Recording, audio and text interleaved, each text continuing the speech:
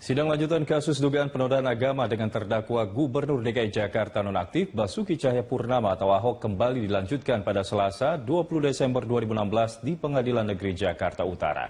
Agenda sidang adalah mendengarkan tanggapan jaksa penuntut umum JPU atas nota keberatan eksepsi yang disampaikan Ahok. Selanjutnya sidang akan dilanjutkan pada Selasa 27 Desember 2016 pekan depan untuk mendengarkan putusan sela atas eksepsi yang diajukan Ahok dan penasehat hukumnya.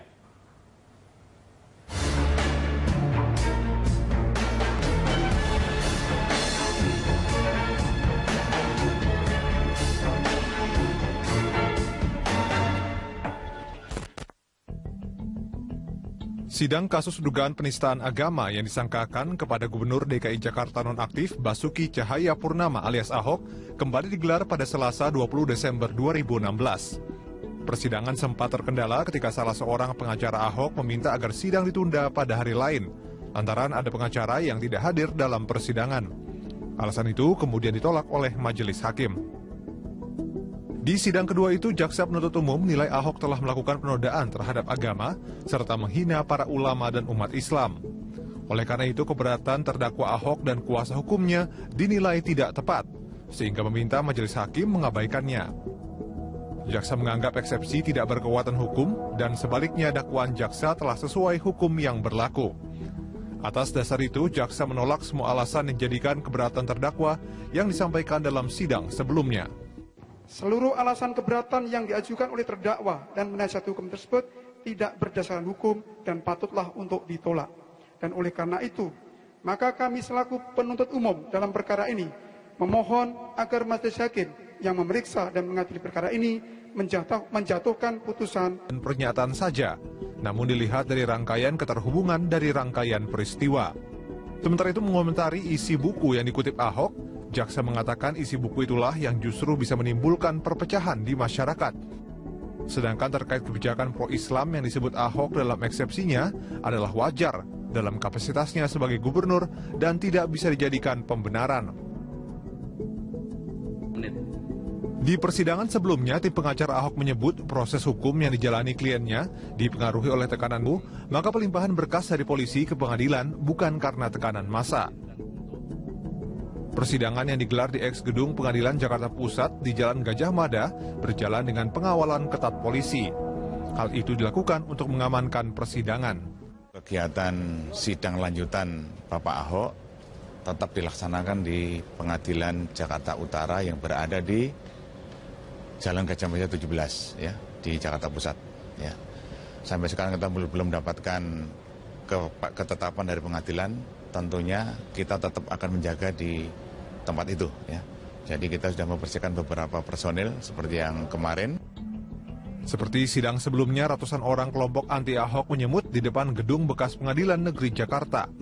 Dalam waktu bersamaan, muncul pula kelompok pendukung Ahok yang menggelar aksi tidak jauh dari kerumunan massa anti Ahok. Di depan gedung persidangan, kedua belah pihak baik yang mendukung Ahok maupun yang menginginkan Ahok dipenjara akhirnya mampu menahan diri sehingga aksi tidak berubah anarkistis. Hal itu tidak terjadi berkat kerja personel kepolisian yang membuat pagar betis dari sisi gerbang pengadilan mengarah ke arah utara. Secara umum, pengusutan kasus perkara Ahok dilakukan dalam waktu cukup singkat. Sejak dilaporkan pada akhir September, perkara disidangkan pada pertengahan Desember 2016. Kasus itu sendiri bermula dari kunjungan Ahok ke Kepulauan Seribu pada 27 September 2016 yang menyebut surat Al-Maidah ayat 51. Pada 6 Oktober, potongan video Ahok di Kepulauan Seribu diunggah Buniani ke media sosial Facebook. Ahok lalu meminta maaf kepada semua umat Islam terkait ucapannya pada 10 Oktober 2016. 14 Oktober 2016, sejumlah ormas berunjuk rasa di Balai Kota menuntut proses hukum Ahok. Demo kembali digelar pada 4 November yang meminta kasus Ahok kembali diusut. Pada 15 November 2016, Bareskrim melakukan gelar perkara kasus Ahok. Hasilnya, Bareskrim memutuskan kasus Ahok dilanjutkan ke tahap penyidikan dan Ahok ditetapkan sebagai tersangka pada 16 November 2016. Tidak terlalu lama, Kejaksaan lalu menyatakan berkas perkara Ahok lengkap atau P21. 13 Desember 2016, sidang perkara Ahok akhirnya digelar perdana di Pengadilan Negeri Jakarta Utara. Sidang pengadilan kasus dugaan penodaan agama dengan terdakwa Gubernur DKI Jakarta nonaktif Basuki Cahayapurnama atau Ahok akan dilanjutkan pada Selasa 27 Desember 2016 pekan depan. Majelis Hakim akan memberikan putusan sela atas eksepsi yang diajukan Ahok dan penasihat hukumnya dan meminta Ahok untuk kembali hadir. Pada sidang perdana, jaksa telah mendakwa Ahok dengan dakwaan alternatif antara pasal 156 huruf A KUHP atau pasal 156 KUHP. JPU menilai Ahok telah melakukan penodaan terhadap agama serta menghina para ulama dan umat Islam. Tim Liputan, Berita 1. Presiden Joko Widodo ingin kota Jakarta bisa menjadi pusat keuangan syariah internasional. Sebagai negara dengan penduduk muslim terbesar di dunia, wajar bila Jakarta dijadikan pusat keuangan syariah internasional. Dalam sambutannya di acara silaturahmi dengan stakeholder sukuk negara di Istana Negara, Presiden Jokowi mengungkapkan rasa senangnya melihat perkembangan ekonomi syariah di Indonesia. Menurutnya, perkembangan ekonomi syariah di Indonesia terus berkembang. Meskipun jumlahnya masih sangat kecil, Jokowi mengatakan pengembangan usaha dan investasi keuangan syariah terus dijalankan.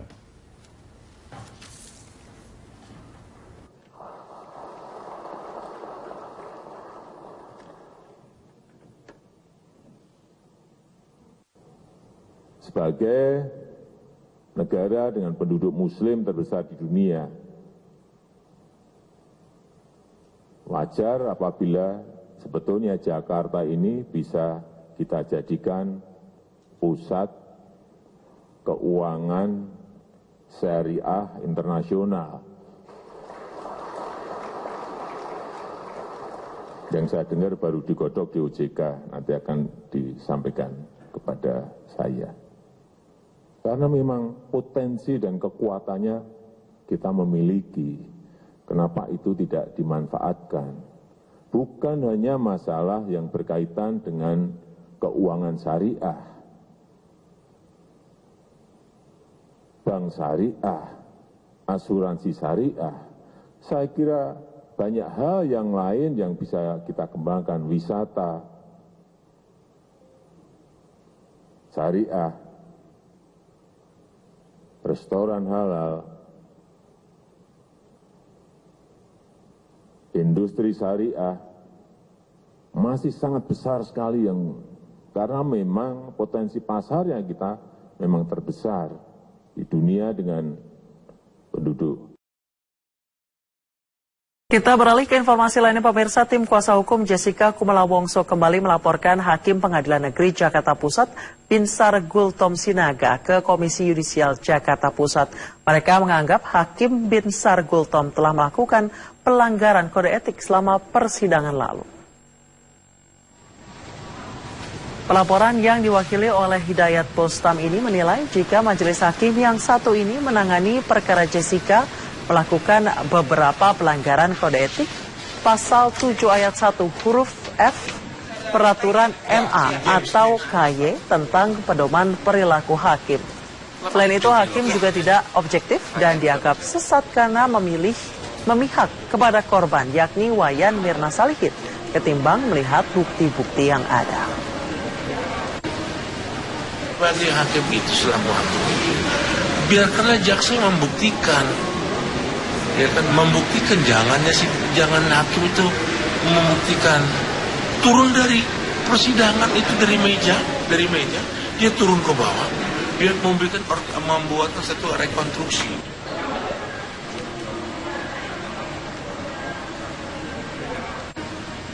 Sebelumnya terdakwa kasus pembunuhan kopi sianida Jessica Kumala Wongso telah divonis oleh Ketua Majelis Hakim Pengadilan Negeri Jakarta Pusat Kisworo dan Hakim anggota Binsar Gultom selama 20 tahun penjara. Dari putusan hakim itu, tim kuasa hukum Jessica langsung mengajukan nota banding.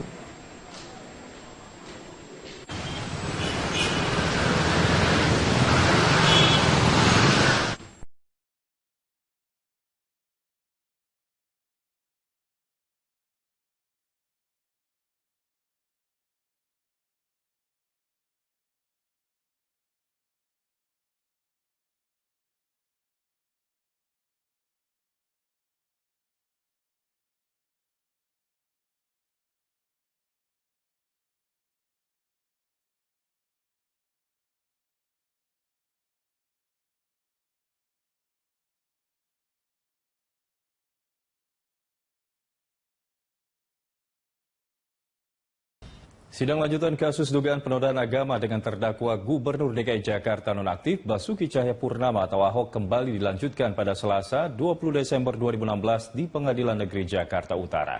Agenda sidang adalah mendengarkan tanggapan Jaksa Penuntut Umum JPU atas nota keberatan eksepsi yang disampaikan Ahok. Selanjutnya sidang akan dilanjutkan pada Selasa 27 Desember 2016 pekan depan untuk mendengarkan putusan sela atas eksepsi yang diajukan Ahok dan penasehat hukumnya.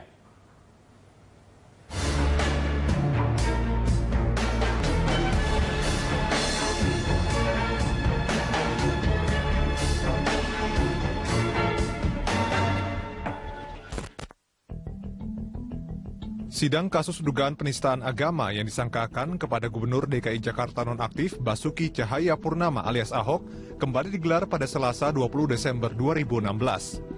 Persidangan sempat terkendala ketika salah seorang pengacara Ahok meminta agar sidang ditunda pada hari lain, lantaran ada pengacara yang tidak hadir dalam persidangan. Alasan itu kemudian ditolak oleh majelis hakim. Di sidang kedua itu, Jaksa Penuntut Umum menilai Ahok telah melakukan penodaan terhadap agama serta menghina para ulama dan umat Islam. Oleh karena itu, keberatan terdakwa Ahok dan kuasa hukumnya dinilai tidak tepat, sehingga meminta majelis hakim mengabaikannya. Jaksa menganggap eksepsi tidak berkekuatan hukum dan sebaliknya dakwaan jaksa telah sesuai hukum yang berlaku. Atas dasar itu, jaksa menolak semua alasan yang dijadikan keberatan terdakwa yang disampaikan dalam sidang sebelumnya. Seluruh alasan keberatan yang diajukan oleh terdakwa dan penasihat hukum tersebut tidak berdasarkan hukum dan patutlah untuk ditolak. Dan oleh karena itu, maka kami selaku penuntut umum dalam perkara ini memohon agar majelis hakim yang memeriksa dan mengadili perkara ini menjatuhkan putusan. Pernyataan saja, namun dilihat dari rangkaian keterhubungan dari rangkaian peristiwa. Sementara itu mengomentari isi buku yang dikutip Ahok, jaksa mengatakan isi buku itulah yang justru bisa menimbulkan perpecahan di masyarakat. Sedangkan terkait kebijakan pro-Islam yang disebut Ahok dalam eksepsinya adalah wajar dalam kapasitasnya sebagai gubernur dan tidak bisa dijadikan pembenaran. Di persidangan sebelumnya, tim pengacara Ahok menyebut proses hukum yang dijalani kliennya dipengaruhi oleh tekanan maka pelimpahan berkas dari polisi ke pengadilan bukan karena tekanan massa. Persidangan yang digelar di eks-gedung Pengadilan Jakarta Pusat di Jalan Gajah Mada berjalan dengan pengawalan ketat polisi. Hal itu dilakukan untuk mengamankan persidangan. Kegiatan sidang lanjutan Bapak Ahok tetap dilaksanakan di Pengadilan Jakarta Utara yang berada di Jalan Gajah Mada 17 ya, di Jakarta Pusat ya. Sampai sekarang kita belum mendapatkan ketetapan dari pengadilan, tentunya kita tetap akan menjaga di tempat itu ya. Jadi kita sudah membersihkan beberapa personil seperti yang kemarin. Seperti sidang sebelumnya, ratusan orang kelompok anti Ahok menyemut di depan gedung bekas Pengadilan Negeri Jakarta. Dalam waktu bersamaan muncul pula kelompok pendukung Ahok yang wajar apabila sebetulnya Jakarta ini bisa kita jadikan pusat keuangan syariah internasional. Yang saya dengar baru digodok di OJK, nanti akan disampaikan kepada saya. Karena memang potensi dan kekuatannya kita memiliki. Kenapa itu tidak dimanfaatkan? Bukan hanya masalah yang berkaitan dengan keuangan syariah,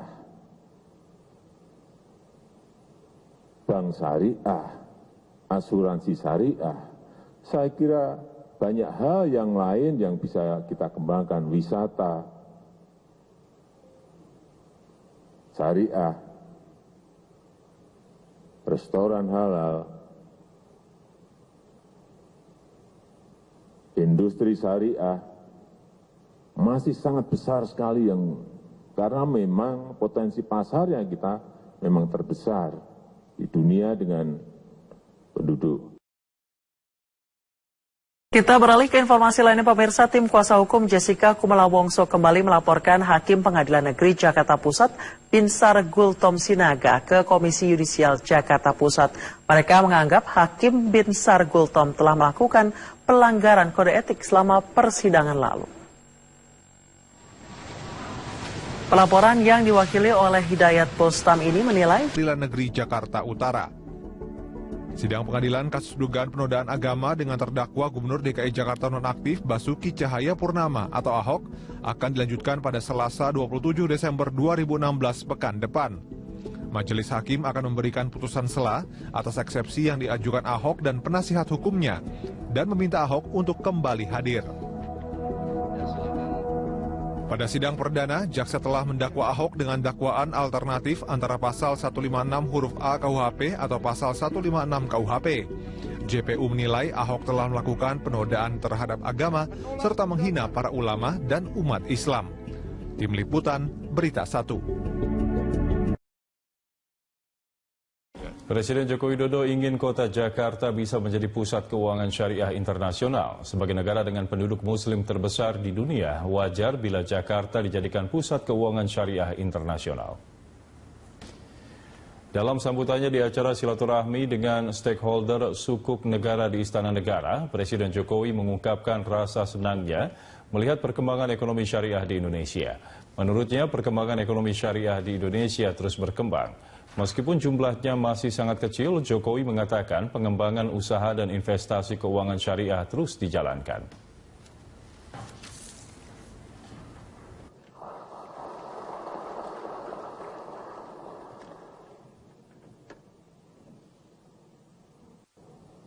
Sebagai negara dengan penduduk muslim terbesar di dunia,